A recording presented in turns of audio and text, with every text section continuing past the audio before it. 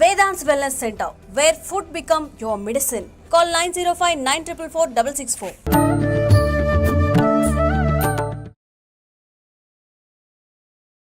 నమస్కారం, welcome to I dream. ధర్మ మార్గం విత్ విజిత కార్యక్రమానికి స్వాగతం. ప్రస్తుతం మనతో పాటు ఉన్నారు. ఆయన ఎంతో మంది గురువుల్ని మనందరికీ పరిచయం చేశారు. మీడియా ద్వారా ఎంతో మంది గురువుల్ని మన ముందరుంచి ఎన్నెన్నో మంచి విషయాలు మాట్లాడి మనందరికీ ఎంతో జ్ఞానాన్ని సంపాదించి పెట్టారని చెప్పాలి. ఆయన ప్రముఖ ఆధ్యాత్మికవేత్త కూడా, జ్యోతిష పండితులు కూడా. ఆయన ఎవరో కాదండి, మారెళ్ళ రవిశాస్త్రి గారు. ఇప్పుడు వారితో మాట్లాడి మరిన్ని విషయాలు తెలుసుకుందాం. నమస్తే అండి. ఎలా ఉన్నారు? సూపర్.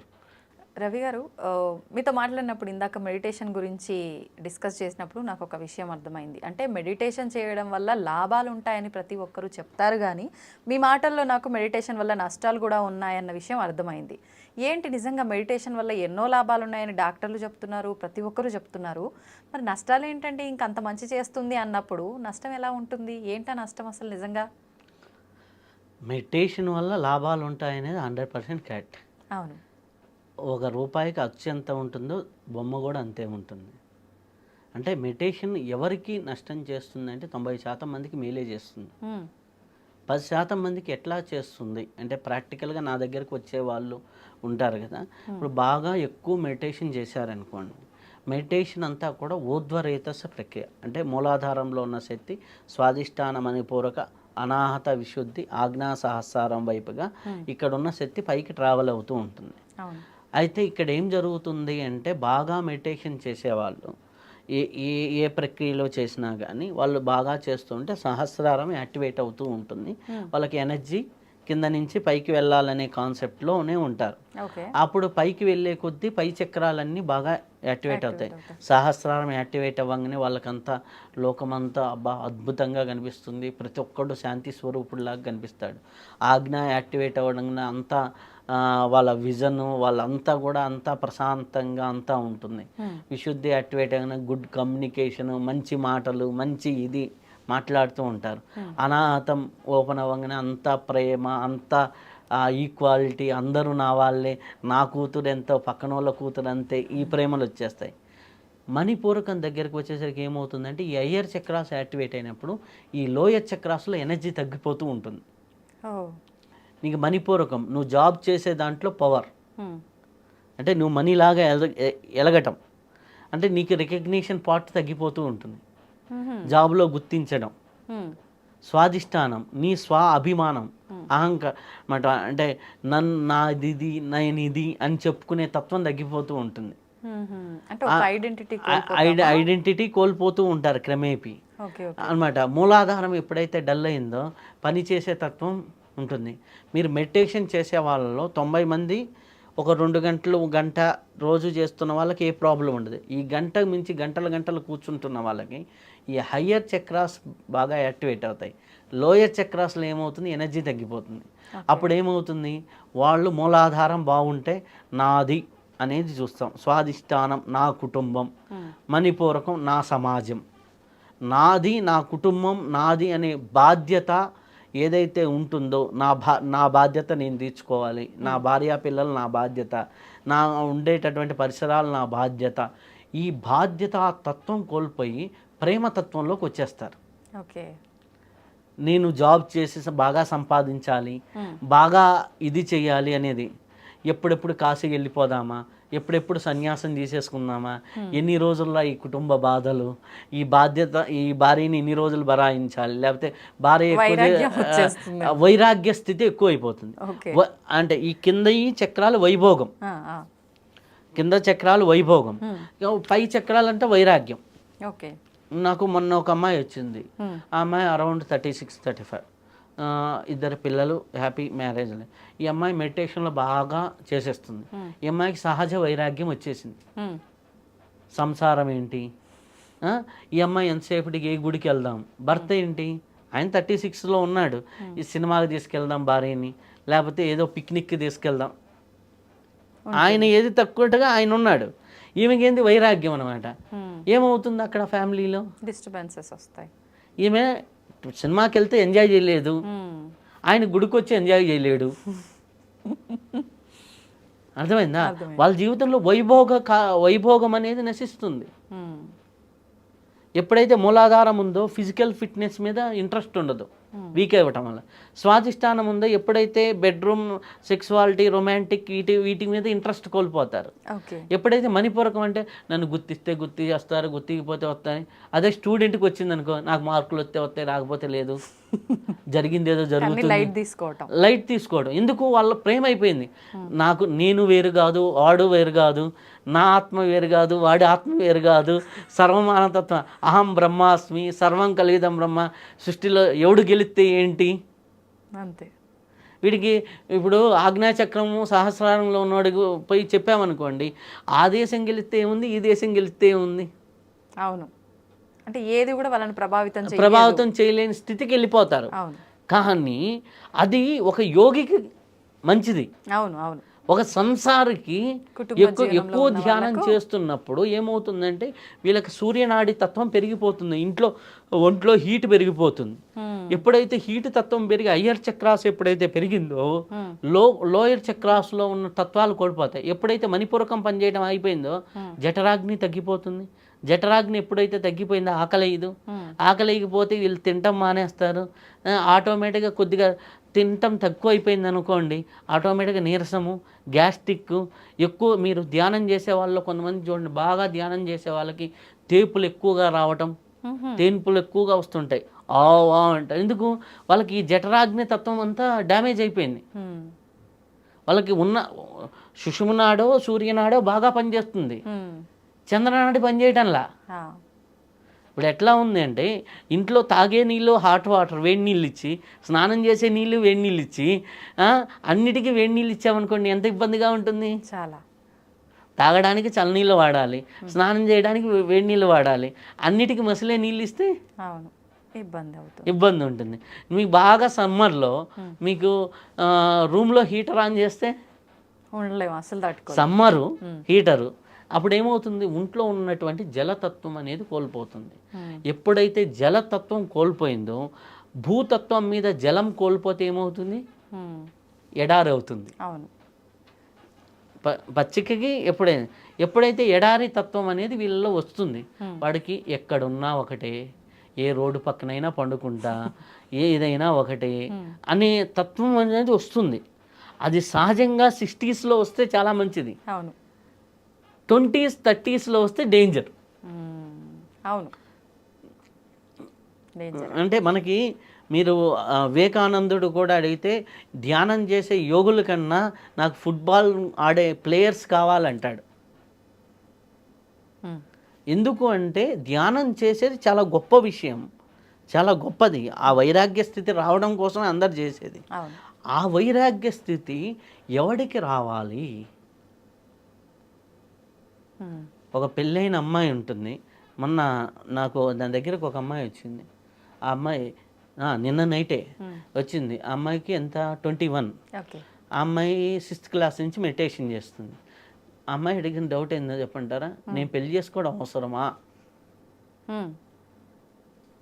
ఆ అమ్మాయి ఎట్లా ఉందంటే మంచి ఫైనాన్షియల్గా గుడ్ ఫ్యామిలీ వాళ్ళు, చాలా సింపుల్ డ్రెస్, వాళ్ళ అమ్మలు కొనిస్తానన్నా ఈమె వేసుకోదు, చాలా సింపుల్ డ్రెస్. అంటే వాళ్ళ ఇంట్లో ఉండే పనమ్మాయి ఈమె కంటే బెటర్గా ఉంటుంది లుక్ వైజ్. ఎందుకు? లోయర్ చక్రాసులో సెత్తిపోయింది. అప్పుడు ఏమైపోయింది ఆ అమ్మాయి? నేను చూపించుకోవాలి, నా బ్యూటీ, నా అనేది పోయింది కదా, మూలాధారం నేను అనే తత్వం పోయింది కదా. నా కొద్దిగా బ్యూటీ పార్లర్కి వెళ్ళాలని కానీ, ఆ ఏజ్ అమ్మాయిలకు ఉండే నా డ్రెస్ నీట్గా ఉండాలని కానీ, ఏదో ఒక డ్రెస్ ఏదైతే ఉంది వస్త్రం ఉండాలి కాబట్టి అంటుంది అనమాట. చాలా న్యాచురల్గా. ఎక్కువ ఖర్చు మనం చేయటం మన ధర్మ విరుద్ధమేమో. ఆ అమ్మాయి మాట్లాడేది, ఒక 600 పెట్టి కొనుక్కుంటే లోకంలో అందరూ 600 పెట్టి కొనుక్కోవడం లేదు కదా. గాంధీ తాత చూడండి ఏం చేశాడు. వాళ్ళ నాన్న పెద్ద బిజినెస్ పర్సన్, కాంట్రాక్టర్. అర్థమైందా? వాళ్ళ అమ్మ ఖాళీగా ఉండి చిన్నప్పటి నుంచి మెడిటేషన్ తీసుకెళ్ళింది. అయ్యో. ఆ అమ్మాయి ఏంటి మళ్ళీ MBA చదువుతుంది. ఇప్పుడు MBA చదువుతుంది. లండన్ నుంచి ఆన్లైన్ కోర్స్ చేస్తుంది. ఇంగ్లీష్ కమ్యూనికేషన్ ఉంది. ఆ అమ్మాయి లాగా తెలివిలో ఆ అమ్మాయి జీనియస్. కానీ ఇవన్నీ బాగున్నాయి, జీనియస్, బ్రెయిన్ అన్నీ బాగున్నాయి, ఫిజికల్లో నాకు అది కావాలి అనేది లేదు. మరి ఇప్పుడు మెడిటేషన్ మనకి ఇంపార్టెంటే, ఇలాంటి ప్రాబ్లమ్స్ రాకుండా బ్యాలెన్స్ చేయాలి అని అంటే మెడిటేషన్ చేసే విధానం ఏమైనా మార్చాలంటారా?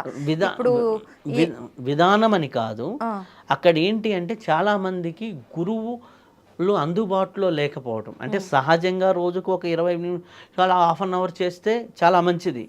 ఎక్కువసేపు చేసినప్పుడు వాళ్ళకి ఇంట్రెస్ట్ పెరిగిపోతుంది. ఓన్లీ విశ్వశక్తి మీదే పనిచేస్తారు వాళ్ళు, యూనివర్సల్ ఎనర్జీ మీద. కుండల్ని అనేది నీలో ఉంటుంది, అది కూడా యాక్టివేట్ చేసుకోవాలనేది ఉండదు. విశ్వశక్తి అంటే పురుషశక్తి, అంటే శివగా మనం చూస్తాం. కుండల్ని అంటే అమ్మవారుగా చూస్తాం. అమ్మవారు లేని కేవలం శివతత్వం అంటే ఏంటి? శివుడు పక్కన అమ్మవారు ఇది నశక్తి శివ శివప్రాయ అంటారు కదా, అది మనకి సౌందర్య లహరిలో ఫస్ట్ శ్లోకంలోనే ఉంటుంది. శివశక్తులు కలిస్తేనే మనం ఏంది ఆ శక్తి తత్వం, ఏదైతే జలతత్వం ఉందో, ఏదైతే పచ్చని ప్రకృతి తత్వం ఉందో, ఆ ప్రకృతి తత్వాన్ని పట్టుకోకుండా ఓన్లీ ప్రకృతి ఆవలున్న పురుషతత్వాన్ని పట్టుకుంటే ఏమవుతుంది? మనం జీవించేదే ప్రకృతిని, మనం ఆపరేట్ చేసే సిగ్నల్ని జోలికి వెళ్తున్నారు, ఆ ఆపరేషన్లో లేము. ఆపరేషన్లో లేము, మనలో ప్రకృతిలో మనం ఉండాలి. ఆ ప్రకృతిని భయించే పరిస్థితులు మనకు టచ్ కాకుండా మనం జీవించాలి. మనం ఇప్పుడు చేసే వాళ్ళందరూ ఏం చేస్తున్నారంటే ప్రకృతిని టచ్ చేసుకోవటంలా, ప్రకృతి పరిస్థితులను టచ్ చేసుకోవటంలా. ఇప్పుడు మోడీ గారు ఉన్నారు, మంచిగా ధ్యాని, మంచి యోగి. ఆయన ప్రధానమంత్రి బాధ్యతను నిర్వర్తించడానికి ధ్యానం వాడాడు. నువ్వు కుటుంబాన్ని బాగా సస్యశ్యామలం చేయడానికి ధ్యానాన్ని వాడావనుకో, నీ కుటుంబంతో పాటు 10 కుటుంబాలు సస్యశ్యామలం అవుతాయి. నువ్వు ధ్యానంలో వైరాగ్యం అయ్యావనుకో, నీ కుటుంబ బాధ్యత చచ్చిపోతుంది. అప్పుడు నువ్వు ఎగ్జాంపుల్ అవుతావు 10 కుటుంబాలకి. ధ్యానం చేస్తే ఇట్ట పిచ్చోడు అవుతారా? అవును, అర్థమైందా? ఏదైనా చేయాల్సిన దానికన్నా ఎక్కువ చేస్తే దాంట్లో అంటే దాని పీక్ అని కాదు, ఆ పీక్ చేసేవాడికి రైట్ గైడెన్స్ ఇవ్వాలి. రైట్ గైడెన్స్ ఇవ్వాలి. ఇప్పుడు అమ్మాయికి ఏంటి, నేను వచ్చిన అమ్మాయికి చంద్రనాడి బ్లాక్ అయిపోయింది. ఆ అమ్మాయికి ఏంటి, చంద్రశ్వాసని చేయమని, లెఫ్ట్ నాస్టల్ బ్రీతింగ్ చేయమని ఆ అమ్మాయి పరిస్థితిని చూసి నేను గైడ్ చేశాను. అప్పుడు నార్మల్ అవుతుందా అలా చేయడం? వితిన్ 5 to 10 days తర్వాత ఆ అమ్మాయి ఆటోమేటిక్గా డ్రెస్సింగ్ మారుతుంది, ఆ అమ్మాయి ఫేస్లో గ్లో మారుతుంది, ఆటోమేటిక్గా తత్వం మారిపోతుంది. చంద్రతత్వాన్ని వదిలేస్తున్నారు. ఓన్లీ ధ్యానంలో సూర్యతత్వాన్ని పెంచుకొని యాక్టివేట్ చేశారనుకోండి, సూర్యుడు అగ్ని ఉంటే హ్యాపీగా బాగుంటుంది. అలా ఆ అగ్ని కూడా ఎట్లా ఉండాలి? మార్నింగ్ సన్లైట్ లాగా ఉండాలి, ఈవినింగ్ సన్లైట్ లాగా ఉండాలి, అది ఎంజాయ్ చేసేలాగా ఉండాలి. అది మిట్ట మధ్యాహ్నం ఎండలాగా చేసుకుంటున్నారు కొంతమంది. దానివల్ల ఏమైపోతుంది అంటే వీళ్ళకి ఈ కుటుంబంలో స్థిరంగా ఉండలేకపోతున్నారు. అట్లా వెళ్ళి వైరాగ్యంలో, సన్యాసంలో స్థిరంగా, ఎందుకంటే వీళ్ళు కోరికలను జయించి వెళ్ళటంలో అక్కడికి కోరికలను తప్పించుకోవడానికి వెళ్తున్నారు. మోహాన్ని జయించి వెళ్ళిన వాడికి మళ్ళీ ఎప్పుడు మోహం మీద ప్రీతి కలగదు. మోహాన్ని జయించి వెళ్ళటంలా బాధను భరించలేక వెళ్తున్నారు. ఇప్పుడు మీకు చాలామంది గుళ్ళ దగ్గరికి వెళ్ళినప్పుడు కొంతమంది సన్యాసుల్లాగా వాళ్ళు మంచిగా చదువుకున్నారు, ఎందుకు ఇట్లా వచ్చి మన కుంభమేళలో కూడా ఉన్నారు కదా, వాళ్ళు ఎందుకు అంటే వాళ్ళు ధ్యానం చేసి ఈ సూర్యతత్వాన్ని యాక్టివేట్ చేసుకోవటం వల్ల, ఒకటే యాక్టివేట్ అవటం వల్ల వీళ్ళకి సహజ వైరాగ్యం కలిగింది. చిన్న వయసులో వెళ్ళిపోయారు వాళ్ళు. ఉద్యోగం అన్నా ఇవి కానీ ఉపయోగించుకోవటంలా. ఇప్పుడు అదే మనకి నీమ్ కరోలి బాబా అన్నారు. నీమ్ కరోలి బాబా దగ్గరికి మనకి యాపిల్ కంప్యూటర్ అధినేత వచ్చారు. ఆయన ఏం చేశారు, నేను ఎట్లా యోగత్వం ఏంటంటే ఆయన ఏం చేశారు, నీమ్ కలోరి బాబా ఉన్నట్టుండేసి ఒక యాపిల్ తీసుకొని కొరికి ఇచ్చాడు. అదే యాపిల్ కంపెనీ సింబల్. ఆ కొరికిన యాపిలే, నీమ్ కలోరి బాబా కొరికిన యాపిలే సింబల్. ఆయన ఏం చేశాడు, భౌతికత్వంలోకి యోగత్వాన్ని ఉపయోగించారు. దానివల్ల అవ్వాల్సిన సక్సెస్ కంటే 100 times ఎక్స్ట్రా సక్సెస్ అయ్యారు. ధ్యానాన్ని సక్సెస్ కావడానికి వాడుకోవాలి, ధ్యానాన్ని వైభోగాన్ని అనుభవించడం కోసం వాడుకోవాలి, ధ్యానాన్ని వైరాగ్య స్థితికి వెళ్ళడానికి కాదు. వైరాగ్యం నీలో ఉండాలి, సంసారంలో నువ్వు ఉండు, నీలో సంసారం ఉంచుకోకు. ఓకే ఓకే కానీ అది పోయేసి నేను సంసారంలో ఉండను, నాకు సంసారం అక్కర్లేదంటే ప్రకృతి. పూర్వకాలంలో యోగులు సాధన చేసిన వాళ్ళు చూడండి, సంసారంలో ఉండేవాళ్ళు, సంసారం కష్టాలు వాళ్ళు ఎక్కించుకునే వాళ్ళు కాదు. ఓకే అలా మనం జీవించాలి అంటే మనకి ఈ నాడులు కానీ, మనకి 72,000 నాడులు, ఈ 72,000 నాడులుకి ఆ షట్చక్రాలు, సహస్ర స్థితి, ఇవి జంక్షన్ పాయింట్స్. ఈ జంక్షన్ పాయింట్లో ప్రతి పాయింట్లు ఎనర్జీ బ్యాలెన్సింగ్గా ఉందా, అన్నీ సవ్యంగానే జరుగుతున్నాయా? అపసవ్య స్థితిలో కొన్ని చక్రాలు వెళ్ళిపోతే వాళ్ళు అష్టవంకరలాగా మారిపోతారు. ఓకే కింద చక్రాల్లో వైభోగానికి సంబంధించినవి, పై చక్రాలు వైరాగ్యానికి సంబంధించినవి. వైరాగ్యానికి ఎక్కువగా ప్రయారిటీ ఇస్తే ఈ వైభోగం తగ్గిపోతుంది.